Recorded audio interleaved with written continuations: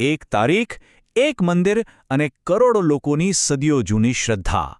અયોધ્યામાં રામ મંદિરની પ્રાણ પ્રતિષ્ઠા એ ખરેખર માત્ર એક ધાર્મિક વિધિ નહોતી, પણ એક એવી ઐતિહાસિક ક્ષણ હતી જેણે આખા દેશનું ધ્યાન પોતાની તરફ ખેંચ્યું.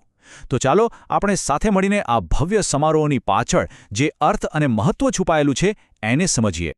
તો આજે આપણે શું જોવાના છીએ? સૌથી પહેલાં તો આપણે એ ઐતિહાસિક દિવસની એ ખાસ પળોને ફરીથી યાદ કરીશું. પછી આ પ્રાણ પ્રતિષ્ઠા શબ્દોનો અસલી મતલબ શું છે એના ઊંડાણમાં જઈશું. એ પણ જાણીશું કે આ ઘટના કેમ આખા દેશ માટે આટલી બધી મહત્વની બની. અને છેલ્લે એ પવિત્ર વિધિઓ અને એમાંથી મળતા એકતાના સંદેશ પર પણ વાત કરીશું. તો ચાલો શરૂઆત કરીએ એ દિવસથી, એ ઐતિહાસિક દિવસથી જેણે ઇતિહાસના પાનાઓમાં પોતાનું નામ હંમેશ માટે લખાવી દીધું. તારીખ હતી 22 જાન્યુઆરી 2024. આ તારીખ હવે ભારતના ઇતિહાસમાં કાયમ માટે અમર થઈ ગઈ છે. કારણ કે આ જ દિવસે અયોધ્યાના ભવ્ય રામ જન્મભૂમિ મંદિરમાં ભગવાન શ્રી રામ લલ્લાની મૂર્તિમાં પ્રાણ ફૂંકવામાં આવ્યા.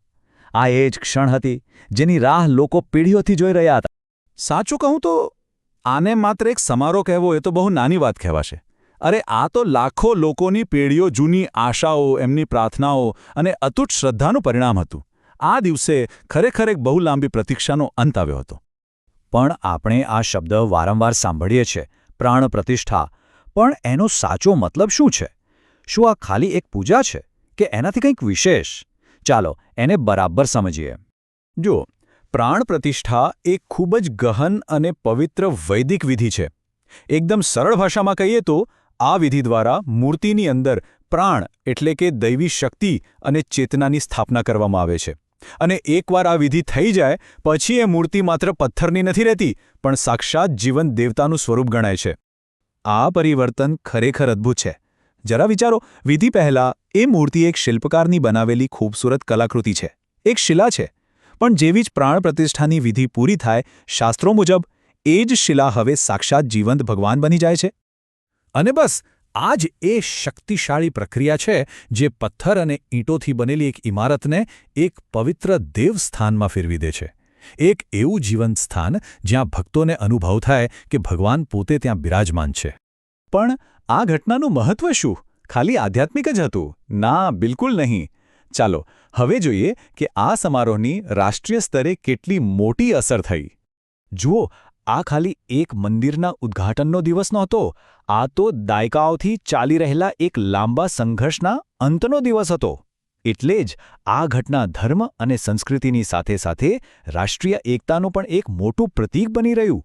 અને આ જ કારણે આ કોઈ એક ધર્મનો કાર્યક્રમ ન રહેતા આખો દેશ જેની ઉજવણી કરે એવો એક રાષ્ટ્રીય ઉત્સવ બની ગયો.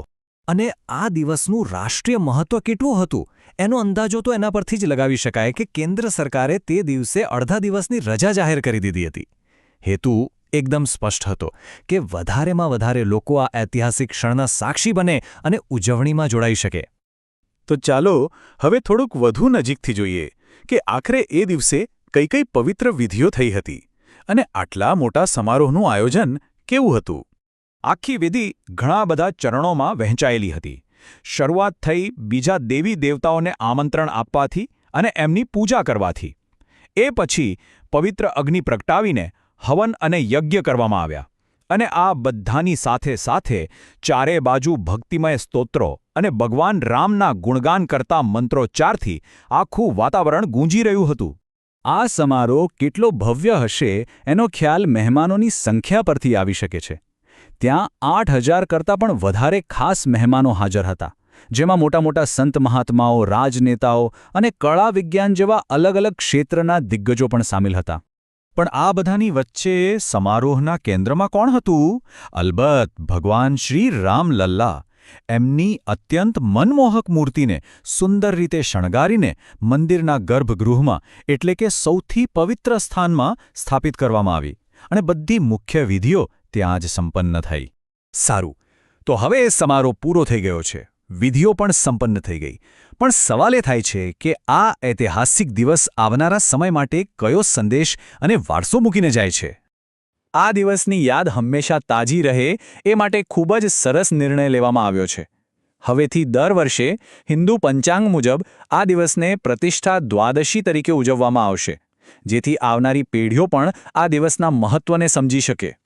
અને કદાચ આ સમગ્ર પ્રસંગનો સારાંશ આ એક જ વાક્યમાં આવી જાય છે કે પ્રાણ પ્રતિષ્ઠા એ માત્ર એક ધાર્મિક વિધિ નથી, એ તો આપણી સાંસ્કૃતિક એકતા, આપણી આંતરિક ચેતના અને આપણી સામૂહિક શ્રદ્ધાનું જીવંત પ્રતીક છે. તો એ વાત તો સ્પષ્ટ છે કે આ માત્ર એક દિવસનો કાર્યક્રમ નહોતો.